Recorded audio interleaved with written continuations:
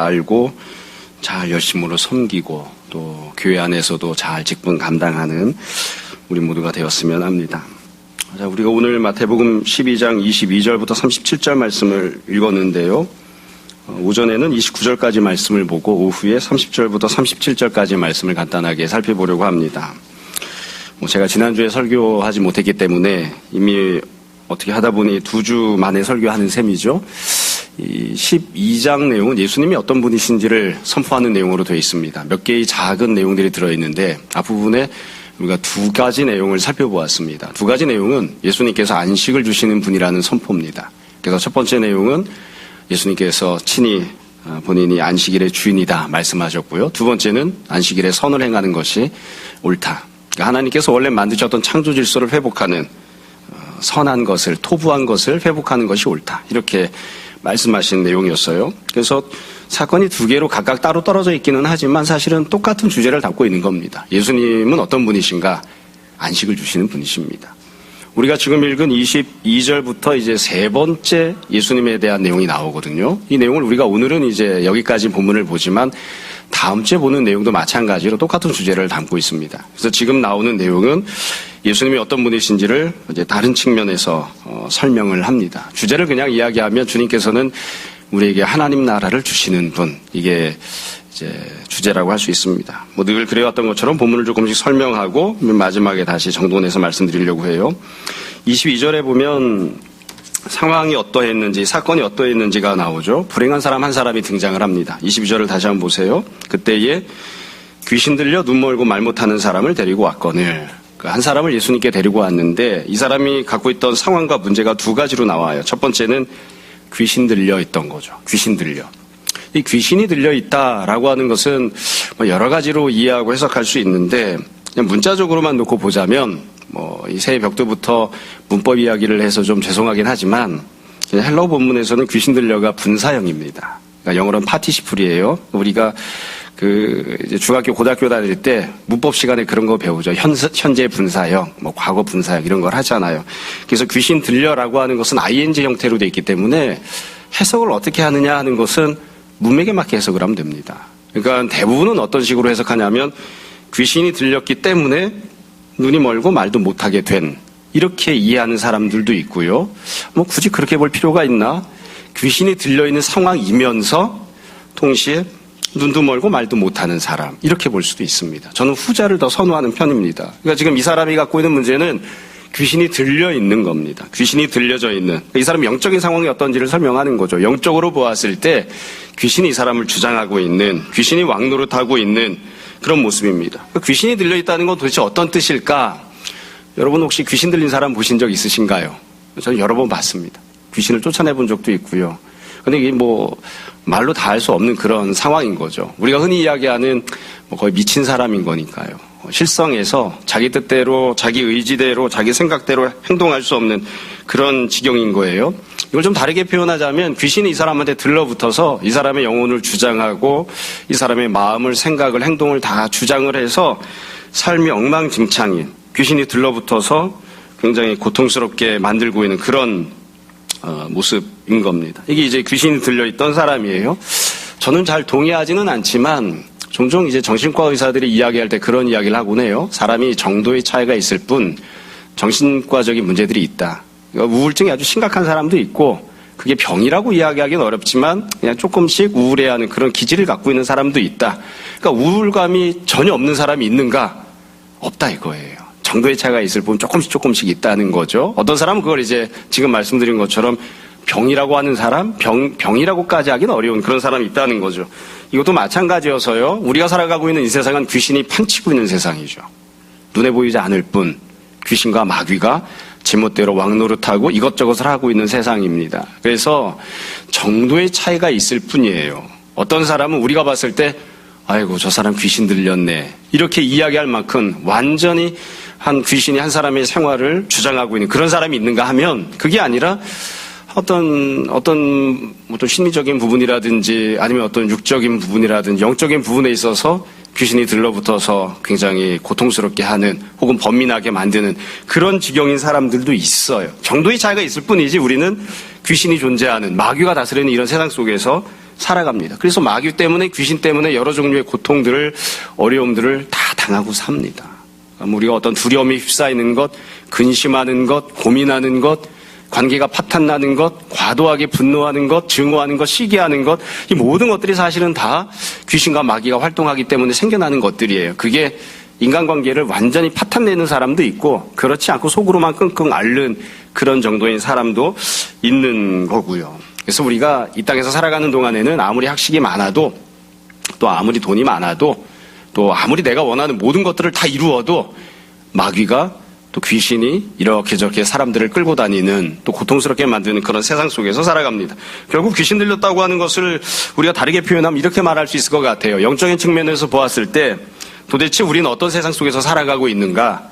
크건 작건, 중하건 경하건 마귀가 다스리는 세상에서 살고 있습니다.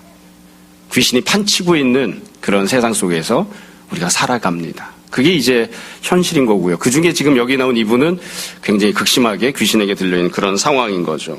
이분이 갖고 있던 또 다른 두 번째 문제는 눈이 멀고 말을 못하는 그런 상황이었습니다. 쉽게 이야기하면 장애를 갖고 있는 것이고요. 조금 더 보편적으로 표현하자면 질병에 걸려 있는 거죠. 병이 있는 겁니다. 그러니까 이게 눈이 멀고 말을 못한다. 표현은 이렇게 했지만 굉장히 심각한 그런 상황인 거죠. 지난번에 이제 안식과와 관련된 말씀을 드릴 때 계속 반복해서 설명드렸지만 하나님께서 원래 창조하셨던 창조 질서는 이런 모습이 없었죠. 하나님께서 처음에 아담과 하와를 만드셨을 때 모든 것들을 다 만드시고 그들에게 주셨는데 그때는 하나님 보시기에 다 좋은 것들 뿐이었습니다. 다 선한 것들 뿐이었습니다. 그래서 그때는 가난도 고통도 질병도 아무것도 없었어요. 그런데 인간이 죄를 지으면서 아담이 죄를 지으면서 하나님께 심판을 받죠. 형벌을 받게 됩니다. 그러면서 질병도 생기고요. 관계의 파탄도 생겼고요. 가난도 생겼고요. 악한 사회 질서도 생겼고요. 부당한, 불의한 그런 일들, 그런 시스템들도 다 그 다음에 생겨난 것들입니다. 그러니까 하나님 보시기에 합당하지 않은, 하나님 보시기에 좋지 않은 심판 질서가 존재하고 있는 거예요.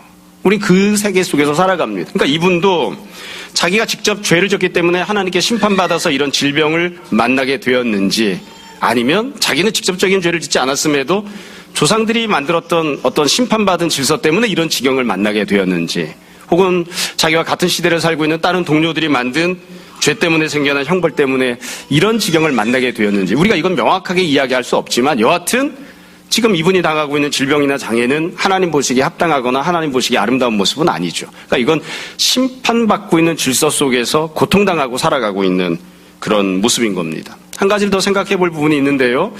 우리가 이 땅에서 살아가면 누구나 다 고통을 당합니다. 내가 특별한 죄를 짓지 않은 것처럼 보여도 우리가 다 죄가 없다고 말할 수 없죠. 우리가 다 죄를 짓기는 하지만 내가 특별한 죄를 짓지 않은 것처럼 보여도 조상으로부터 물려져 내려오는 심판과 형벌을 우리가 당하고 삽니다. 내가 태어나서 아무것도 안 했는데 부모가 가난하면 내가 가난한 삶을 살죠. 내가 특별하게 아무것도 안 했는데 부모로부터 물려받은 유전적인 질병이 있으면 질병을 당하고 삽니다. 그러니까 심판과 질병 속에서 고통 속에서 심판 질서가 이제 진행되는 상황 속에서 우리가 살아가고 있는 거예요. 그래서 귀신 들리지 않은 사람도 질병 걸립니다. 그렇죠? 귀신 들리지 않은 사람도 질병 때문에 고통당하는 사람 많이 있습니다. 그럼 그 사람은 나는 귀신 들리지 않았으니까 멀쩡히 이렇게 얘기할 수 있나요? 그건 아니죠. 그래서 지금 이분은 명백하게 다른 두 가지 문제를 함께 안고 있습니다. 하나는 영적인 문제고 하나는 육적인 문제인데 이 모든 것들은 다 근본적으로 심판과 형벌을 당했기 때문에 생긴 거예요. 조금 더 포괄적으로 말씀드리면 이렇게 정리할 수 있어요. 하나님 앞에서 인간이 죄를 졌기 때문에 질병이 이 땅에 들어왔습니다. 원래는 없었는데 그 질병이 들어온 것 때문에 지금 질병의 고통을 당하고 있는 겁니다. 이 사람이 질병의 고통을 당하기 시작하니까 그 심판을 받고 있는 형벌을 당하고 있는 그 상황을 빌미 삼아서 마귀가 판을 치는 거예요. 이 사람의 마음속의 고통을, 이 사람의 마음속의 두려움을, 이 사람의 영혼을 뒤집어 놓고 흔들어 놓는 일들을 하는 거죠. 그래서 만약에 근본적으로 보자면 죄를 짓지 않았다면 심판받지 않았을 것이고 질병도 없었을 텐데 죄를 지었기 때문에 심판을 당하고 질병을 당하고 있죠. 이 질병의 문제가 없었다면 심판당하는 문제가 없었다면 마귀가 들러붙거나 마귀가 왕노릇할 만한 그런 여지가 없었을 텐데 근데 이런 심판받는 상황 속에 있었기 때문에 마귀가 이제 판을 치는 세상이 된 거예요. 그래서 마귀가 들러붙어서 고통을 가하는 그런 지경이 된 거죠. 그래서 이분은 지금 심판 질서에서 심판도 당하고 있고 마귀가 왕노릇하고 있는 그런 모습을 당하고 있는 것이죠. 정리하면 이렇습니다. 지금 이분이 이제 등장을 했는데 이분은 도대체 어떤 세상에서 살고 있는 겁니까? 이 사람이 살아가고 있는 세계는 어떤 세계인가요? 간단합니다. 본질적으로는 죄를 지어서 죄가 가득한 세상. 죄를 지었기 때문에 하나님께 심판을 받아서 심판과 형벌이 다스리고 있는 세상. 심판과 형벌이 있기 때문에 마귀가 그것을 빌미 삼아서 이 사람의 영혼을 끊임없이 괴롭게 만들고 이 사람이 하나님의 은혜를 누리지 못하게 만드는 그런 마귀가 판치고 있는 세상에서 살고 있는 겁니다. 그게 지금 이 사람이 당하고 있는 삶의 문제인 거예요. 자, 그럼 이 사람에게 예수님은 어떻게 하셨는가? 22절 뒷부분에 보면 예수님께서 하셨던 일이 나옵니다. 이렇게 되어 있죠. 예수께서 고쳐주심에 그 말 못하는 사람이 말하며 보게 된지라. 이것도 참 묘하게 되어 있어요. 주님께서 역사하신 내용이 나오는데 우리가 논리적으로 생각을 해보자고요. 이 사람이 갖고 있는 문제는 두 가지입니다. 첫 번째는 귀신 들린 거고요. 두 번째는 질병을 갖고 있는 겁니다. 그럼 예수님이 어떻게 해주셔야 될까요? 첫 번째는 귀신을 쫓아내 주시고 두 번째는 질병을 고쳐주셔야 되겠죠. 사실 예수님이 그 두 가지를 다 하셨습니다. 그런데 지금 22절에 보면 조금 더 초점을 맞춰서 이야기하는 것, 예수님의 역사하심과 관련해서 초점을 맞춘 건 귀신을 쫓아낸 게 아니라 질병을 고쳐주신 겁니다.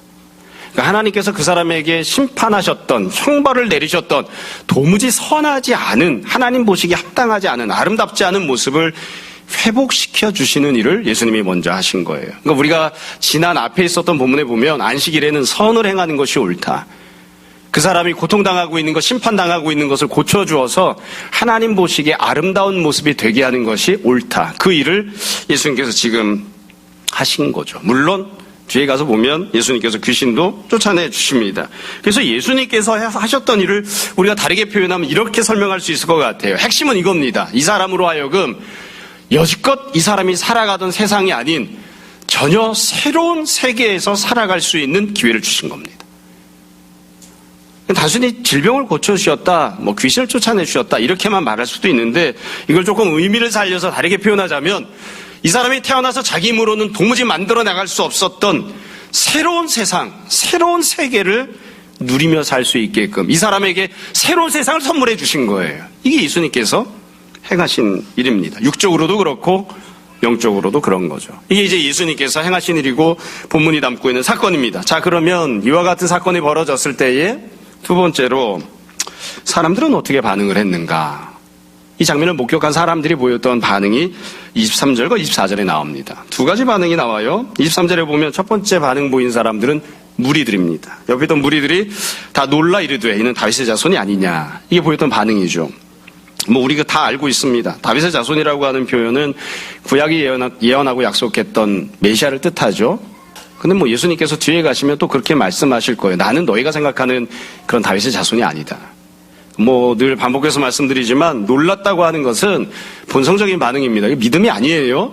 그리고 이 사람들은 다윗의 자손이 누구인지에 대해서 그들이 원하는 대로 그들이 갖고 있는 지식대로 오해합니다. 그러니까 예수님에 대해서 믿음의 반응을 하는 게 아니라 그들 멋대로 그들이 갖고 있는 생각대로 오해하는 반응을 보이는 것뿐이에요. 이게 첫 번째 반응입니다. 두 번째 반응은 24절입니다. 바리새인들이 보였던 반응인데요. 바리새인들은 듣고 이르되 이가 귀신의 왕 바알세불을 힘입지 않고는 귀신을 쫓아내지 못하느니라. 바리새인들은 뭐라고 했냐면 예수님을 폄훼하고 비방합니다. 그러니까 예수님이 귀신을 쫓아낸 건 귀신이 많이 들렸기 때문에 누구보다도 가장 큰 귀신 들린 사람이기 때문에 귀신의 능력으로 귀신을 쫓아낸 것이다. 이렇게 평가를 했어요. 그러니까 예수님을 함부로 대하고 예수님이 하셨던 일을 하나님의 역사심으로 인정하지 않는 거죠. 그러니까 이거는 단순하게 오해하는 반응이 아니고요. 폄훼하거나 비방하는 예수님을 귀신 들린 사람으로 치부해버리는 그런 악한 반응을 보이는 거죠. 둘 다 믿음의 반응이 아니라는 점에서는 똑같은데 그래도 무리들이 그나마 좀 나은 정도가 아닐까 싶어요. 불신앙의 정도에 있어서 무리들은 불신앙, 그리고 바리새인들은 더 극심한 불신앙을 보이는 그런 모습을 우리가 볼 수 있습니다. 예전에도 말씀드린 적이 있는데요. 이 반응을 보이는 사람들과 관련해서 우리가 잘 생각해야 될 점이 있습니다. 사실 제가 인간적으로 생각해보면, 개인적으로 생각해보면 여기 나온 이 두 부류 말고 다른 사람들의 반응이 더 중요할 것 같아요. 고침받았던 사람은 어떻게 반응했는가? 예수님을 따라다니고 있었던 제자들은 어떻게 반응했는가? 이게 더 중요할 것 같은데, 고침받은 사람, 그러니까 새로운 세상을 선물 받은 사람, 예수님을 이미 믿고 따라다니고 있던 제자들이 어떤 반응을 했는지는 기록이 없어요. 반응에 있어서 핵심적인 부분은 누구냐면 직접 상관이 없이 제3자 입장에서 그 사건을 목격한 사람들이 어떻게 반응했는가. 이게 지금 반응으로 나오고 있는 겁니다. 이해가 되시죠? 그래서 이게 우리와도 직접 상관이 있죠. 우리는 귀신 들리지도 않았잖아요. 질병도 없잖아요. 내가 직접 어떤 질병의 문제를 해결받거나 내가 귀신 들려 있는데 주님께서 나에게서 귀신을 쫓아내 주시는 그런 기적을 경험하지 않았잖아요. 그냥 우리는 이런 사건이 있었다고 보고 듣고 목격할 뿐입니다. 제3자 입장에서 그냥 쳐다보고 있는 거예요. 근데 지금 여기 나오는 반응을 보면 마찬가지죠. 제3자에 불과했던 무리들과 바리새인들이 예수님이 역사하시는 것을 보고 어떻게 반응했는가, 이걸 중요하게 기록했으니까 우리들도 어떻게 반응하는지가 굉장히 중요한 겁니다.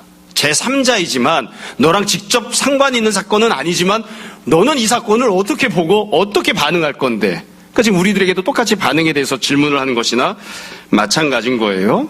우리는 감사하게도 예수를 믿는 사람들이 되었죠. 그리고 또 예수님께서 주시는 안식을, 하나님 나라를 누리고 또 소망하는 사람들이 되었습니다. 참 감사한 반응을 하고 있는 거예요. 자, 이제 예수님이 이 사건과 관련해서 말씀하시기 시작하십니다. 두 번에 걸쳐 말씀하시는데요. 25절에서 27절의 첫 번째, 28절부터 29절까지가 두 번째입니다. 이제 지금부터가 이제 제일 중요한 내용이죠. 언제나 그렇지만 예수님이 뭐라고 말씀하셨는지가 제일 중요합니다. 자, 여러분 논리적으로 생각해 봅시다. 제가 설교할 때마다 가끔 그런 말씀 드리죠. 논리적으로 생각해 봅시다. 상황을 생각해 봅시다 하는데 반응은 누가 보였죠? 두 부류가 보였죠. 첫 번째, 무리들이 반응을 보였잖아요. 그럼 예수님이 무리들이 보인 반응에 대해서 말씀하셔야 됩니다. 그리고 없습니다. 생략되어 있죠. 원래는 예수님께서 너희는 나를 오해하고 있다. 너희가 바라는 그런 메시아는 오지 않는다. 나는 너희가 생각하는 그런 메시아가 아니야. 이렇게 설명하시는 내용이 나와야 돼요. 근데 그 내용은 생략했습니다. 그러니까 무리들이 보였던 반응에 대해서는 그냥 건너뛰신 거예요. 그리고 중요하게 말씀하신 건 바리새인들이 보였던 반응에 대해서 설명을 하십니다. 일단 하나는 25절부터 27절은 바리새인들이 보였던 반응에 대해서 평가하십니다. 이렇게 말씀하세요. 25절, 예수께서 그들의 생각을 아시고 이르시되 스스로 분쟁하는 나라마다 황폐하여질 것이요 스스로 분쟁하는 동네나 집마다 서지 못하리라. 26절, 만일 사탄이 사탄을 쫓아내면 스스로 분쟁하는 것이니 그리하고야 어떻게 그의 나라가 서겠느냐. 간단합니다. 예수님께서 바리새인들이 보였던 반응에 대해서 너희가 내가 귀신 들려서 귀신을 쫓아냈다고 이야기하는 것은 합당하지 않다. 타당하지 않다. 그렇게 말씀하신 거예요. 그들의 반응이 얼마나 얼토당토하는 것인지를 말씀하는 거죠. 그리고 27절에 보면 또 내가 바알세불을 힘입어 귀신을 쫓아내면 너희 아들들은 누구를 힘입어 쫓아내느냐. 그러므로 그들이 너희 재판관이 되리라. 너희 아들들이 귀신 쫓아낼 때는 가만히 있다가 내가 귀신을 쫓아내니까 나에 대해서는 귀신 들렸다고 말하느냐. 합당하지 않다. 이렇게 설명을 하셨어요. 이 내용은 어렵지 않습니다. 주님께서 말씀하신 건 바리새인들의 반응에 대해서 너희들이 다 보았으면서 알고 있으면서 얼마든지 믿음을 가질 수 있으면서 믿음을 갖기는커녕 도리어 나를 핍박하고 박해한다. 이제 그렇게 말씀하시고 설명하신 거죠. 그들이 어떻게 반응했는지를 말씀하신 거예요.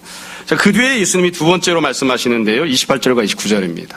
자, 이제부터만 잘 들으시면 됩니다. 사실 28절, 29절 내용도 우리가 잘 알고 있는 내용입니다. 다 알고 있는 내용이 있는데 간단하게 다시 반복해서 말씀드리는 거예요. 28절과 29절은 예수님께서 직접 자신이 행하셨던 일이 어떤 의미를 갖는지 직접 친히 설명하시는 내용입니다. 그러니까 이 말씀이 주님의 행동에 대한 해석인 거예요. 이게 기본인 거죠. 자, 그럼 예수님 뭐라고 하셨는가? 28절 잘 보세요. 첫 번째 이렇게 말씀하십니다. 그러나 내가 하나님의 성령을 힘입어 귀신을 쫓아내는 것이면, 이 성령을 힘입어라고 하는 말을 그냥 의미를 살려서 번역하면 이렇게 말할 수 있어요. 성령님의 능력으로 귀신을 쫓아내면. 그러니까 지금 예수님이 첫 번째 설명하신 건 이거죠. 나는 성령님의 능력으로 귀신을 쫓아냈다. 이렇게 말씀하신 겁니다. 여러분, 이걸 뒤집어 이야기하면 뭐라고 이야기할 수 있나요? 예수님은 어떤 분이신가요? 예수님은 성령님의 능력으로 역사하시는 분입니다. 예수님은 성령님의 능력으로 귀신을 쫓아내시는 분입니다. 그러니까 우리가 일상생활하면서 다 경험하고 알고 있는 부분들이에요. 사탄은 굉장히 강력한 힘을 갖고 있습니다. 사탄이 갖고 있는 강력한 힘은 어디에 근거를 두고 있냐면 하나님께서 하시는 심판에 근거를 두고 있어요.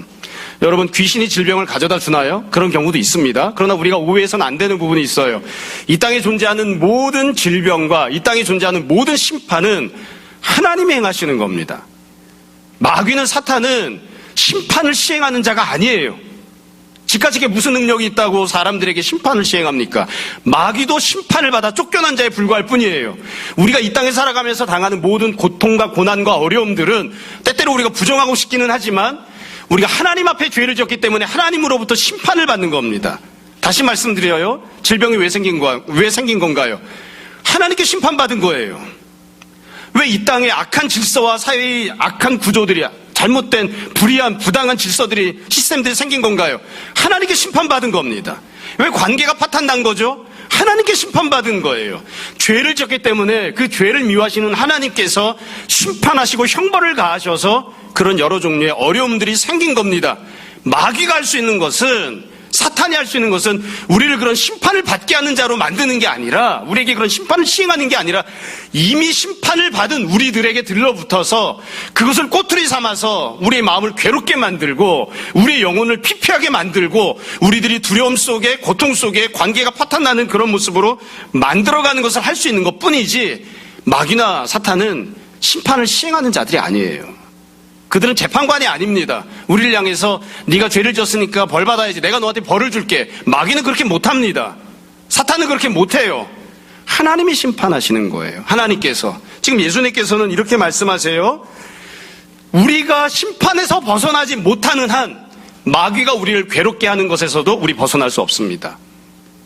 우리가 질병에서 벗어나지 못하는 한, 심판 때문에 생겨나는 가난에서 벗어나지 못하는 한, 심판 때문에 생겨난 관계 파탄에서 벗어나지 못하는 한 마귀가 우리를 괴롭게 하는 것에서도 우리는 벗어날 수 없습니다. 왜냐하면 심판받는 내용이 존재하는 내내 계속해서 마귀가 그걸 사용할 거거든요. 그걸 꼬투리 삼고 그걸 빌미 삼아서 우리를 고발할 것이고 우리의 마음에 고통을 가져다 줄 거거든요.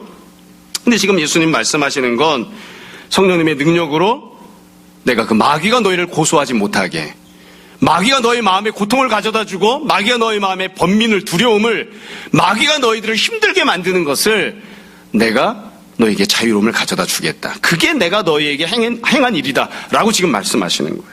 이게 지금 예수님이 설명하셨던 첫 번째입니다. 다시 말씀드립니다. 고통스러운 일이 있어요. 없을 수가 없습니다. 다음 주에도 말씀드리겠지만 사람들이 예수님께 표적을 구해요. 그러니까 예수님 뭐라고 하시냐면, 내가 이 요나의 기적 말고는, 표적 말고는 너에게 줄 것이 없다, 이렇게 말씀하세요. 요나의 표적이 뭡니까? 3일 만에 부활하는 것이죠. 다음 주에 상세하게 설명을 다시 할 거예요. 인간적으로 보면 굉장히 불만이 많습니다. 저는 그 부분에 대해서. 왜냐하면 여러분도 마찬가지일 겁니다. 우리가 원하는 주님이 베푸시는 구원은 이런 거예요. 죽지 않고, 고통당하지 않고, 질병당하지 않고, 가난 없이 구원을 받는 거예요. 왜 부활을 해야 됩니까? 부활 없이 죽지 않은 채로 영생을 누려도 되잖아요. 주님 얼마든지 그렇게 하실 수 있잖아요. 왜 고통을 당해야 됩니까? 왜 질병을 당해야 됩니까? 죽지 않은 채로 영생을 누릴 수 있게도 하실 수 있는데 주님께서는 죽으셨어요. 심판을 받으셨다고요. 그리고 난 다음에 부활하십니다. 죽으셨기 때문에 마귀가 계속해서 그 죽음을 빌미 삼아서 옆에 있는 사람들을 자꾸 넘어뜨리려고 하고 시험에 빠지게 하려고 하고 자꾸 두려움에 휩싸이게 한다고요. 여러분, 우리가 이 땅에 살아가는 동안 하나님께서 우리를 심판하신 거 사라지지 않습니다. 성도도 질병에 걸립니다. 성도도 가난을 당해야 됩니다. 성도도 관계의 파탄을 겪게 될 것이고요. 내가 아무리 선하게 살고 하나님 뜻대로 순종하며 살아도 세상이 악하기 때문에 하나님께서 베푸신, 행하신 심판이 있기 때문에 성도도 부당한 대우를 계속해서 받게 될 겁니다. 그런 일은 계속 있을 거예요. 그러나 그런 일이 존재한다고 해서, 질병이 존재한다고 해서 질병 때문에 마귀가 우리를 괴롭히는 일을 성도가 계속 당해야 되는가? 아니요, 그건 당하지 않고 살 수 있습니다. 성령님께서 우리를 마귀로부터 자유롭게 하십니다. 아무리 우리가 질병을 당해도, 아무리 우리가 가난 속에 살아도, 아무리 우리가 부당한 처우를 당해도 그것을 빌미 삼아서 마귀가 우리를 괴롭히고 마귀가 우리를 힘들게 만드는 일들은 우리가 벗어날 수 있습니다. 지금 예수님께서 내가 그 일을 했다라고 말씀하시는 거예요. 이거 그냥 우리가 흔히 이야기할 때는 귀신을 쫓아내신 겁니다. 불교 믿는 사람들은 열심히 돌을 닦아서 득도하죠. 득도하겠다고 이야기합니다. 저는 득도를 하는지 안 하는지는 잘 모르겠습니다만, 그래서 그 사람들은 열심히 도 닦고 선행하고 그래서 득도하면 마음의 고뇌와 번민에서 벗어날 수 있다고 그렇게 이야기를 해요. 모르겠어요. 얼마나 고뇌와 번민에서 벗어날 수 있는지. 못 벗어납니다. 질병이 존재하는데 어떻게 마귀가 주는 고뇌와 번민에서 벗어날 수 있습니까? 못 벗어납니다. 사람의 힘으로는 못 벗어납니다. 지금 예수님이 선포하시는 겁니다. 성령님의 능력으로 그 모든 고뇌와 번민에서, 그 모든 고통에서, 두려움에서, 좌절에서 내가 너를 벗어나게 한다. 이게 예수님이 지금 말씀하신 내용이에요. 사람은 어쩔 수가 없습니다. 태어날 때 주님께서 그렇게 선포하시죠. 지금 여기 나오는 본문은 아니지만 우리 다 태어났을 때에 다 마귀 자식으로 태어났습니다. 이 땅에서 살아가는 동안 죄악을 먹고 마시고 심판 속에서 숨쉬며 살아갑니다. 마귀와 버타고 살아갑니다.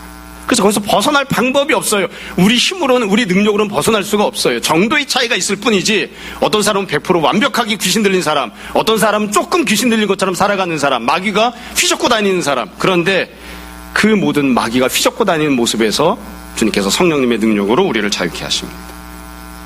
이게 이제 예수님께서 말씀하신 주님의 역사하심에 대한 첫 번째 해석이에요. 두 번째는 이렇게 말씀하세요.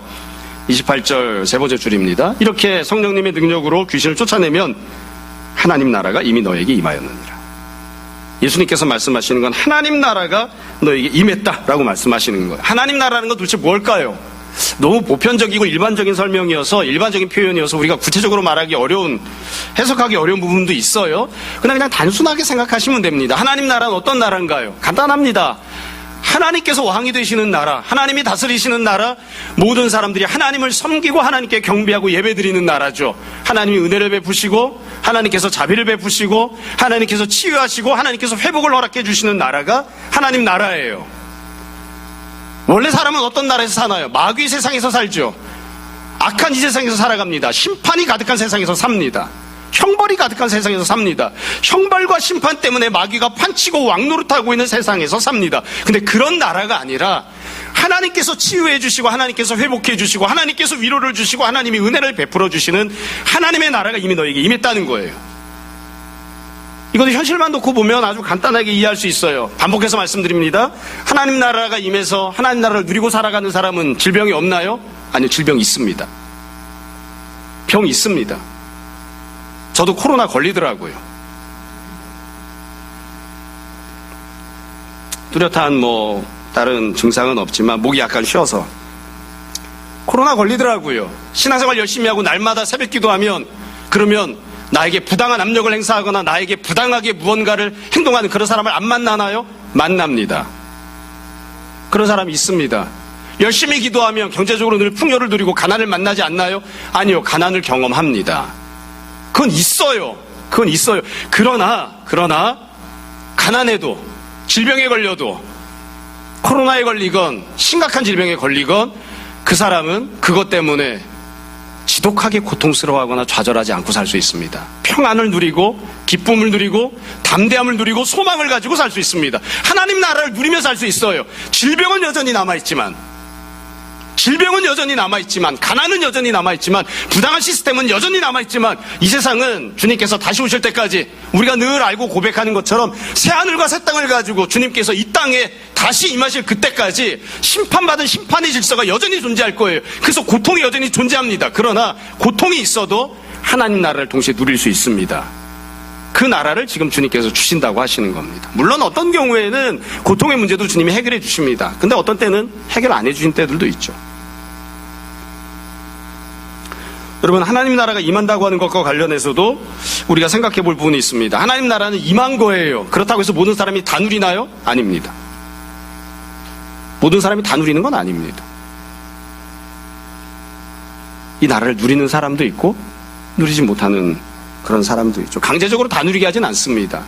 지금 본문을 보면 바리새인들은 하나님 나라가 임한 것을 보지만 하나님 나라를 누리지 못하잖아요. 여전히 마귀가 주는 마음, 마귀가 쏟아내는 말들을 다 하면서 그렇게 살아가죠. 불행한 일들이죠. 예수님께서 29절에 이렇게 말씀하셨습니다. 사람이 먼저 강한 자를 결박하지 않고서야 어떻게 강한 자의 집에 들어가 그 세간을 강탈하겠느냐. 결박한 후에야 그 집을 강탈하리라. 사람은 마귀를 결박할 능력이 없습니다. 사람은 하나님 나라를 가져올 수도 없고 하나님 나라를 누릴 만한 자격을 갖추고 있지도 못합니다. 예수님께서 성령님의 능력으로 마귀를 묶으시고 설령 가난해도 설령 고통을 당해도 그 사람이 평안을, 기쁨을, 담대함을, 하나님 나라를 누릴 수 있게끔 은혜를 베푸셔야, 그래야 하나님 나라를 받고 누리는 자가 되는 거죠. 그 나라를 이미 내가 너에게 주기 시작했다라고 선포하시는 겁니다. 자, 말씀 정리하겠습니다. 처음에 말씀드렸지만 12장이 담고 있는 주제는 예수님은 누구신가입니다. 예수님은 어떤 분이신가요? 결국 이 내용들을 쭉 이렇게 읽고 보면 좋은 얘기들 이렇게 저렇게 할 수 있는데, 우리가 한 문장으로 이야기하면 이렇게 이야기할 수 있습니다. 예수님은 성령님의 능력으로 하나님 나라를 임하게 하신 분이십니다. 그래서 누군가가 당신은 예수님 왜 믿습니까? 그러면 자, 제가 마태복음 12장 방식으로 고백하겠습니다 하고 이렇게 이야기할 수 있어야 돼요. 첫 번째로 주님은 우리에게 안식을 주십니다. 두 번째로 주님은 성령님의 능력으로 우리에게 하나님 나라를 누리게 하십니다. 이게 우리가 예수님이 어떤 분이신지를 고백하는 거예요. 이게 예수님이십니다.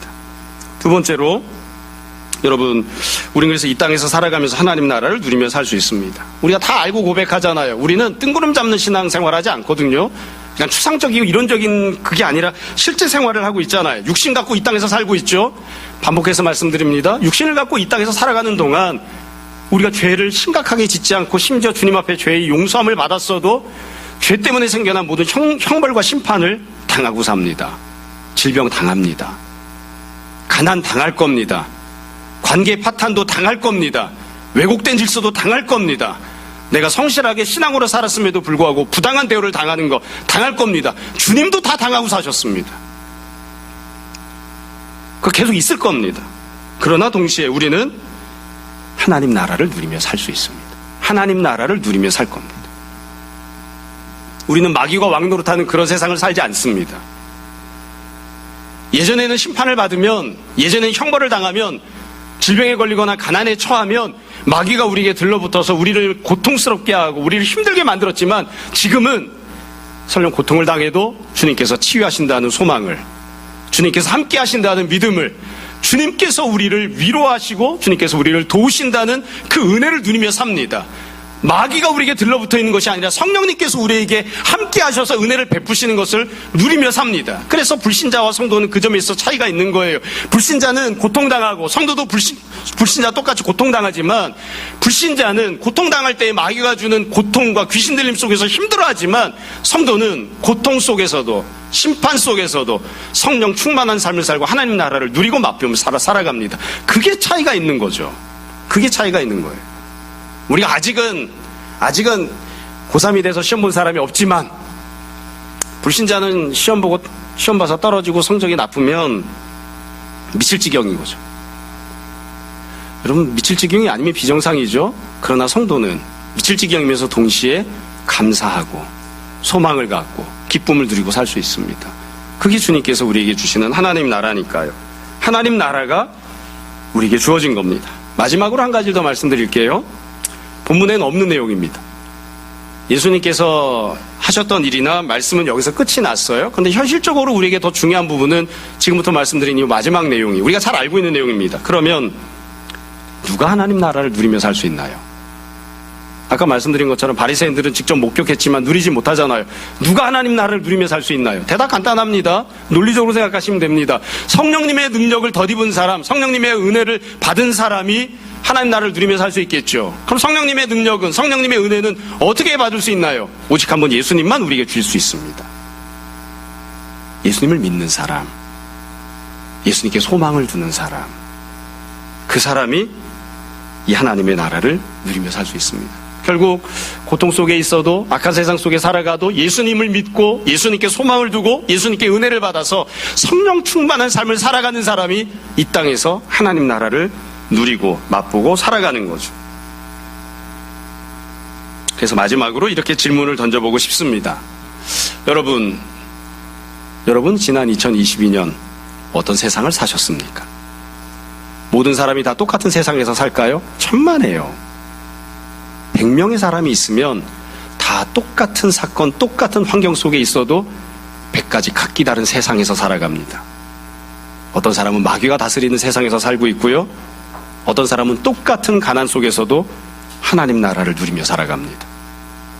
우리는 지난 2022년 동안 어떤 세상에서 살았습니까? 어떤 나라에서 우리는 살았나요? 주님께서 말씀하시는 것, 주님께서 약속하시는 걸 다시 잘 들었으면 좋겠습니다. 우리는 비록 이 세상에서 살지만 이 세상에 속한 사람들이 아닙니다. 우리는 질병과 가난을 당하고 살지만 거기에 얽매이거나 그것 때문에 마귀가 우리를 휘저어놓는 것에 휘둘리며 살아가는 사람들이 아닙니다. 우리는 가난해도 질병에 걸려도 하나님 나라를 누리며 살아가는 예수님을 믿는 믿음입니다. 그게 주님께서 우리에게 베푸시는 은혜입니다. 그래서 성도들은 세상이 감당할 수 없는 사람들이고 이 땅에 있어도 이 땅에 속하지 않은 사람들인 거죠. 여러분, 올 한 해 어떤 세상에서 살기를 원하십니까? 우리가 다 똑같은 대답을 갖고 있습니다. 제가 늘 간절히 바라고 기도하는 대로 여러분들 똑같이 그런 마음의 소망을 가지실 거예요. 여러분, 오늘부터 2023년 1년 동안 여러분 다 하나님 나라를 누리며 살아가시기 원합니다. 성령 충만한 삶을 사셨으면 좋겠습니다. 제가 목회자로 간절히 바라기는 기왕이면 질병도 없고 가난도 없었으면 좋겠습니다. 그러나 혹시 그런 일들이 있어도 다 하나님 나라를 누리며 성령 충만하게 사는 여러분들 되었으면 좋겠습니다. 모쪼록 그와 같은 귀한 은혜를 주님께서 우리 모두에게 베풀어 주시기를 주님 이름으로 축원합니다. 잠시 기도하겠습니다. 감사합니다. 우리가 다 이 땅 가운데 태어날 때에 주님 알지 못하는 불신자로 태어났는데 주께서 우리를 선택하시고 성령님 안에서 거듭나게 하시며 주님을 믿고 따르고 예배드리는 주님의 제자들로 하나님의 귀한 자녀로 삼아주시니 은혜를 감사합니다. 주님, 우리가 이 땅 가운데 살아가는 동안 날마다 성령 충만한 사람들, 그리하여 하나님의 나라를 누리는 자들 되게 하여 주옵소서. 그리하여 그 무엇도 우리의 믿음을 넘어뜨리지 못하게 하시고 그 무엇도 우리가 마귀에게 휘둘리는 삶으로 내몰지 못하도록 주님 우리를 늘 붙들어 주옵소서. 주님, 사랑하는 성도들의 심령 가운데 날마다 성령 충만함을, 그리하여 하늘로부터 내려오는 평안과 기쁨과 담대함이 차고 넘치는 은혜를 허락하여 주옵소서. 주님, 우리가 오늘도 주님 사랑하는 마음으로 드린 예물들이 있습니다. 주님 영광 위하여 쓰임받기 원하며 이 모든 말씀 예수님 이름으로 기도합니다.